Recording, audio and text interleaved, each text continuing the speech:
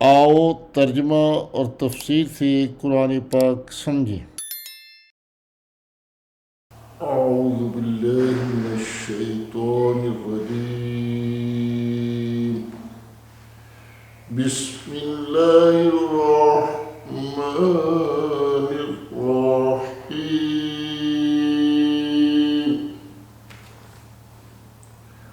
وَإِذْ قُلْنَا لِلْمَلَائِكَةِ اسْجُدُوا لِآدَمَ فَسَجَدُوا إِلَّا إِبْلِيسَ أَبَى وَاسْتَكْبَرَ وَكَانَ مِنَ الْكَافِرِينَ۔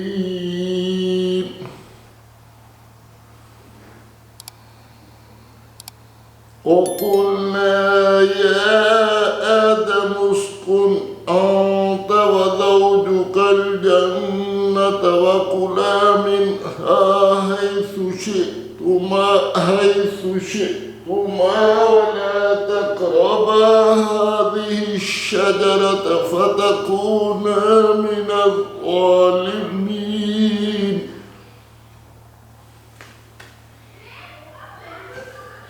آج ہماری کلاس کا 20واں دن ہے۔ اللہ عز و جل سے دعا ہے کہ ہمارے اس کام کو مقبول و منظور فرمائے۔ وہ اور عید اور اذا جب بھی آتا ہے اس کا معنی جب بھی ہے۔ قلنا فرمایا، ہم نے، ہم لام بات سے لیے کے لیے ملائکتی فرشتے، ملائکی جو فرشتے،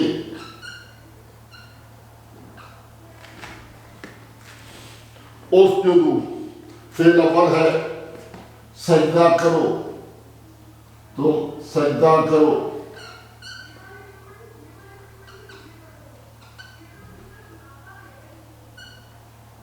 واسطے لیے کے لیے آدم کے لیے سجدہ کرو یا آدم کو سجدہ کرو۔ پس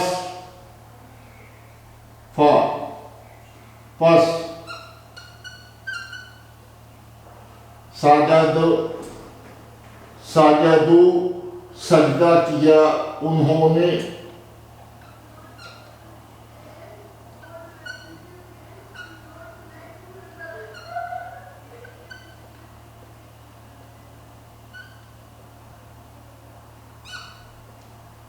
اللہ مگر یا سوائے ابلیس کے۔ ابلیس اردو میں بھی ابلیس کہہ لیتے ہیں، یعنی شیطان کے۔ ہم نے فرشتوں سے کہا کہ سجدہ کرو آدم علیہ السلام کو، پس انہوں نے سجدہ کیا سوائے شیطان کے۔ ابا انکار کیا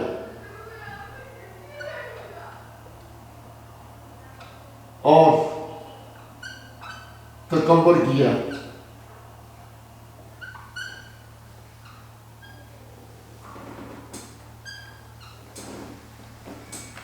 وقان اور ہو گیا من سے الکافرین کافروں سے۔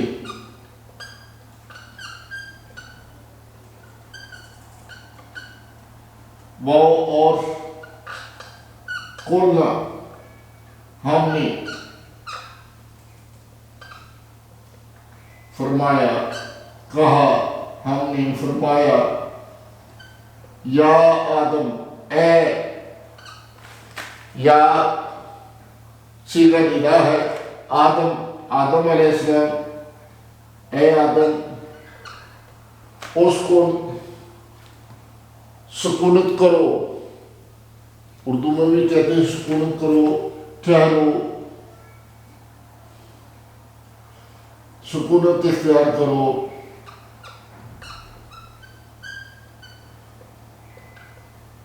یعنی رہائش کرو یا رہ جاؤ، جو بھی اس کو سکونت سے ہے، یعنی ٹھہرنا، رہ جانا، رہنا، رہائش کرنا، انت آپ. اور زوج جوڑا ہوتا ہے، زوج کا آپ کی بیوی،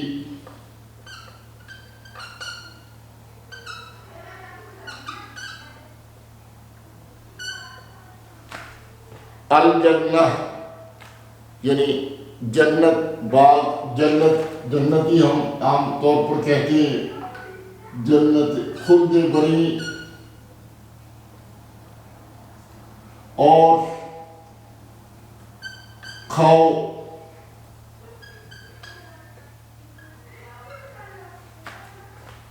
منہا، اس سے،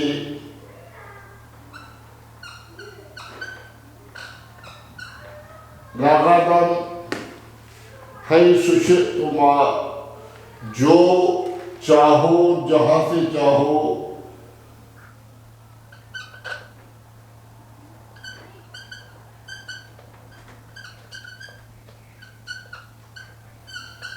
شئتما تم چاہو،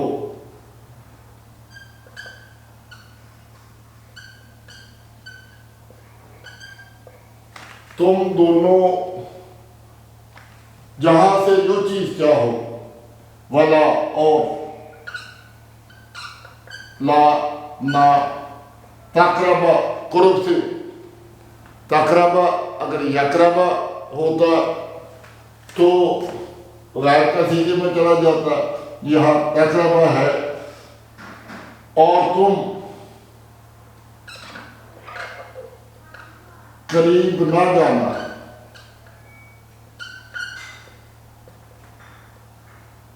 نہ ہذہ الشجرۃ، ہذان ہؤلاء شجرہ درخت، فتکون پس ہو جاؤ گے،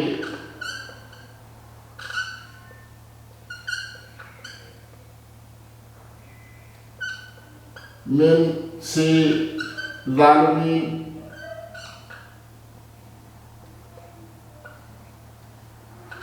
ظالمین کو اردو میں بھی ظالمین بھی کہتے ہیں، ظلم کرنے والے.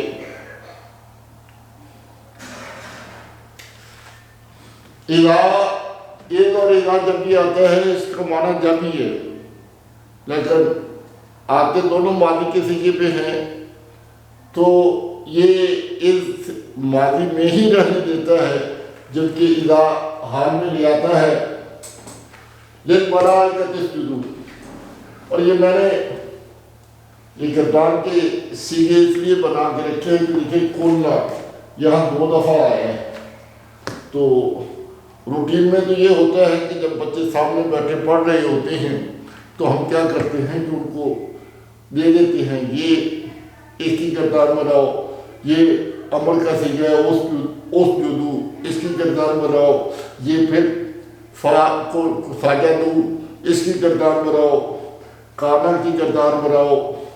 وہ بنا کے لے آتے ہیں، چیک کرتے ہیں، تو وہاں ٹائم زیادہ لگتا ہے.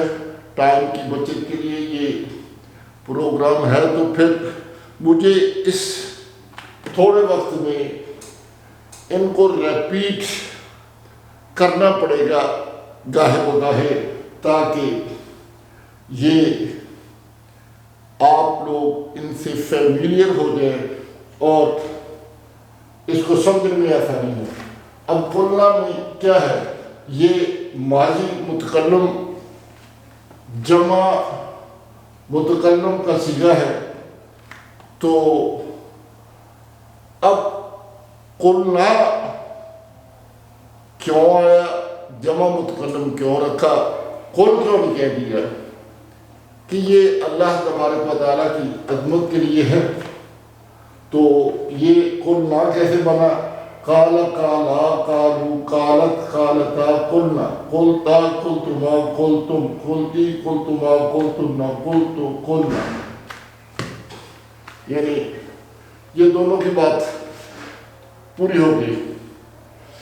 اس طرح فعل امر بنانے کے لیے مضارع کی گردان کرنی پڑے گی. ایک دن میں ماضی اور مضارع دونوں کروں گا تو آپ کے درمیان ابہام ہو سکتا ہے. اسی لیے ایک اور ماضی کی کر لیتے ہیں سجدہ. سجدہ سجدہ سجدو سجدت سجدتا سجدنا. سجدتا سجدتما سجدتم سجدتی سجدتما سجدتن سجدتو سجدنا.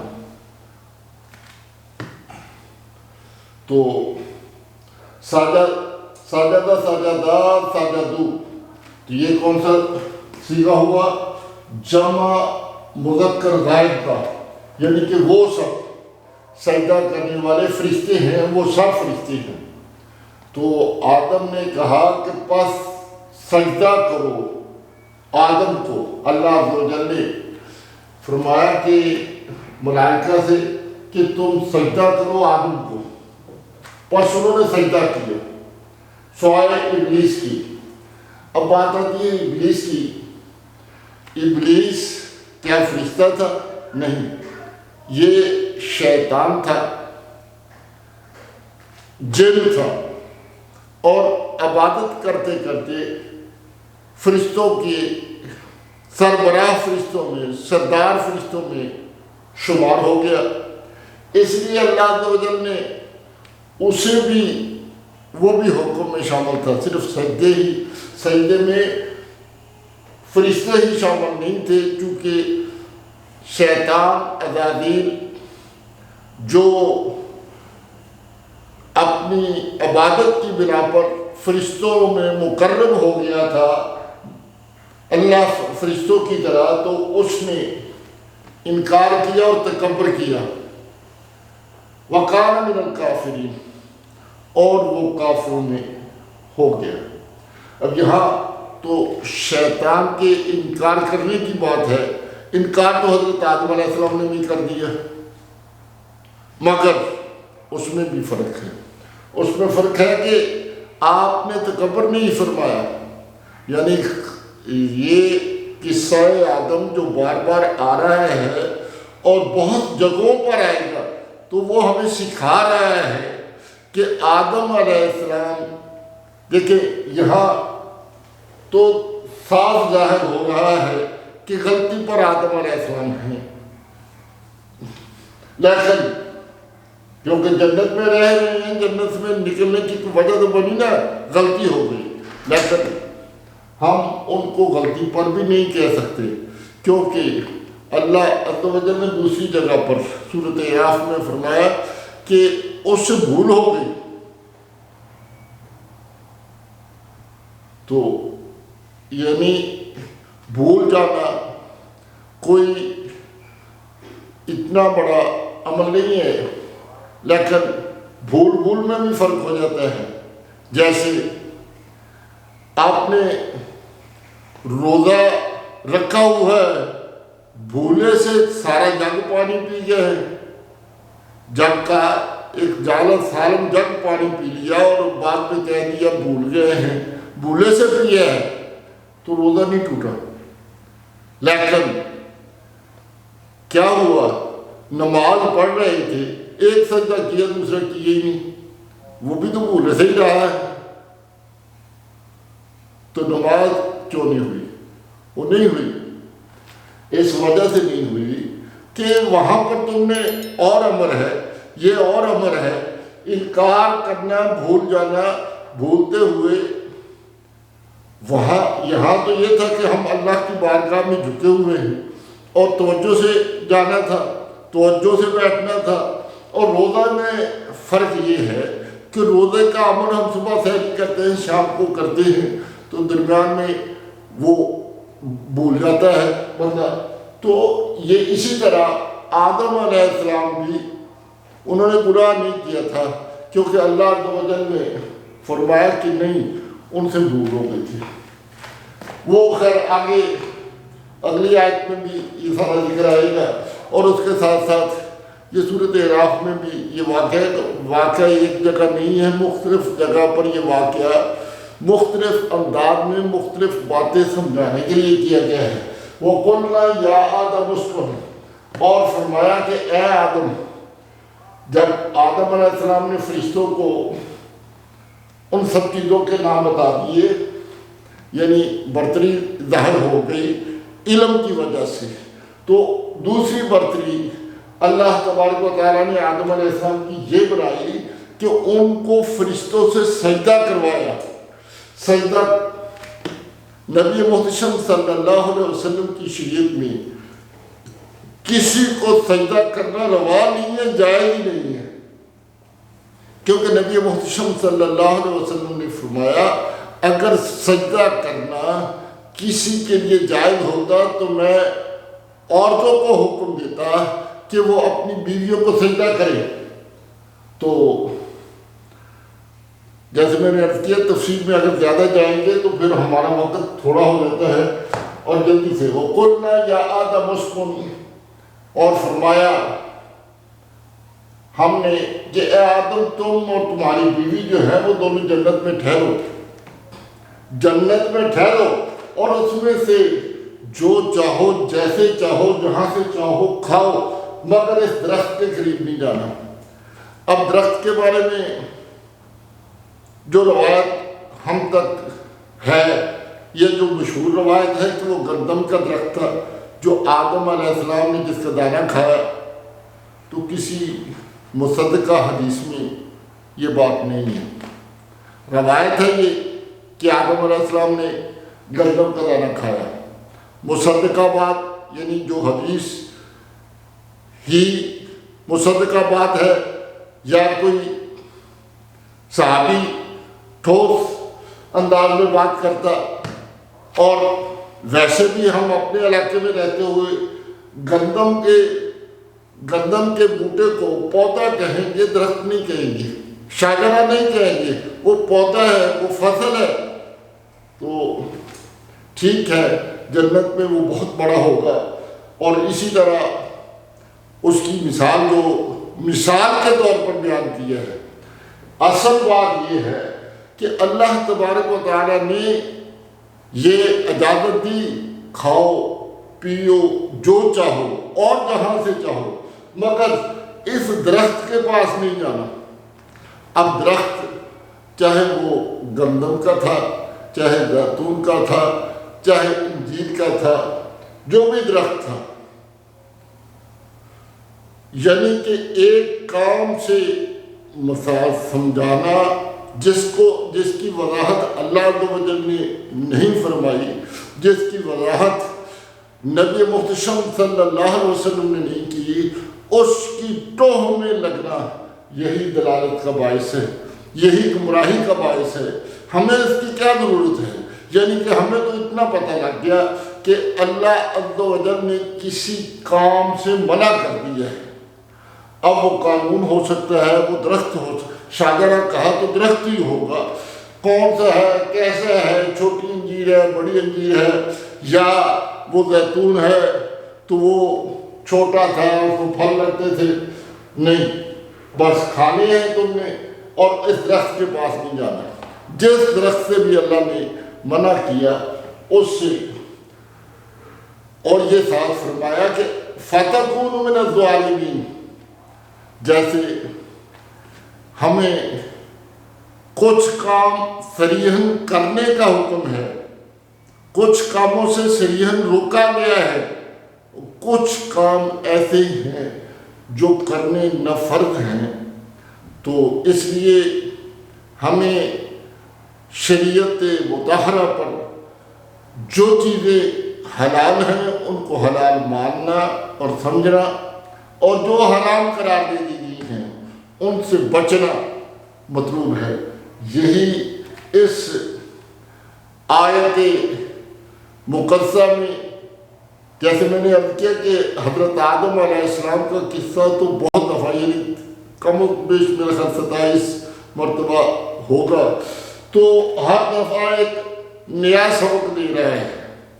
یہاں ایک تو حضرت آدم علیہ السلام کی عظمت کو بیان کرنے کا درس ہے، اور دوسرا یہ کہ جس چیز سے اللہ عز و جل اور اس کا محبوب منع فرما دے تم بھی منع ہو جاؤ. وَمَا عَلَيْنَا إِلَّا الْبَلَاغُ الْمُبِينُ.